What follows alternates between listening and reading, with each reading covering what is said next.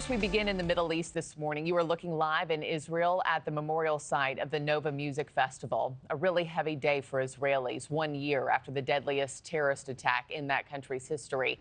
Thousands of mourners gathering here to remember the 360 people killed by Hamas a year ago today.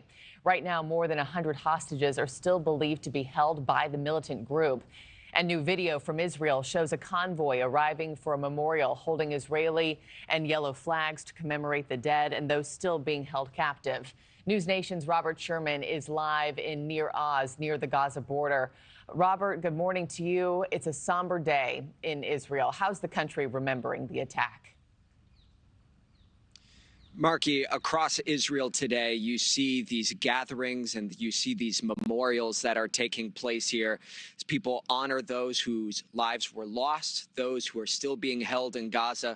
Where we are in Kibbutz Nir Oz, this was a community of a little less than 400 people before October 7th. About a quarter of them were killed or taken hostage. 29 are still being held inside Gaza. You see the scars still abound in a community like this. You still hear the rumbling of artillery and jets overhead, and there are still so many unanswered questions. Chief among them, perhaps, what exactly happened on October 7th and what went wrong?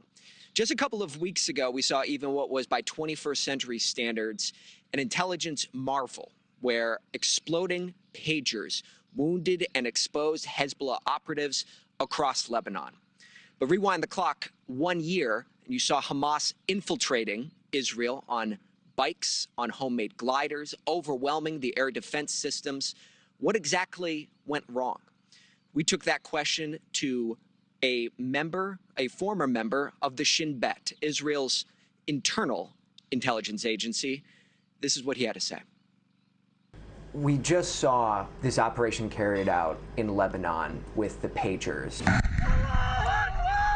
Rewinding the clock 1 year, we saw a massive intelligence failure.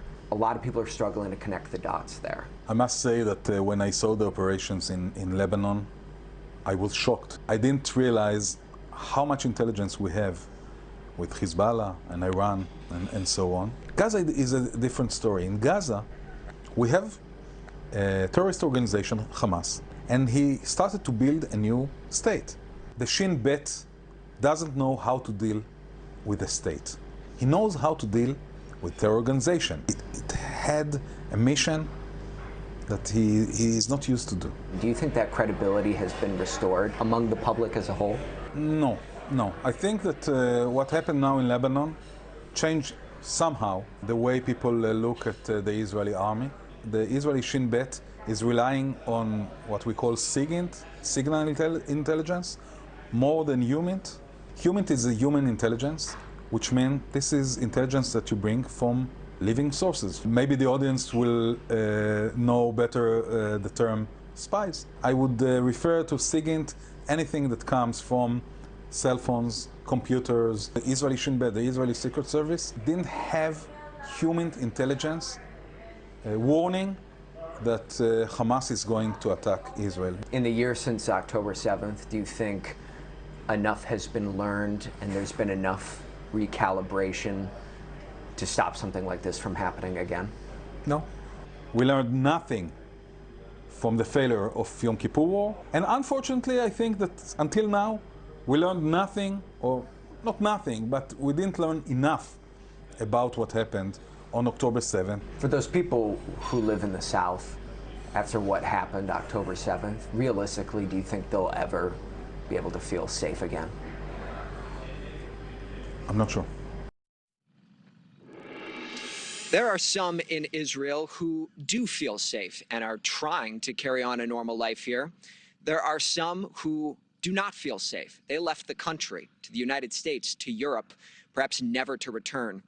And then there are those who refuse to leave, but have spent every day since October 7th looking over their shoulder.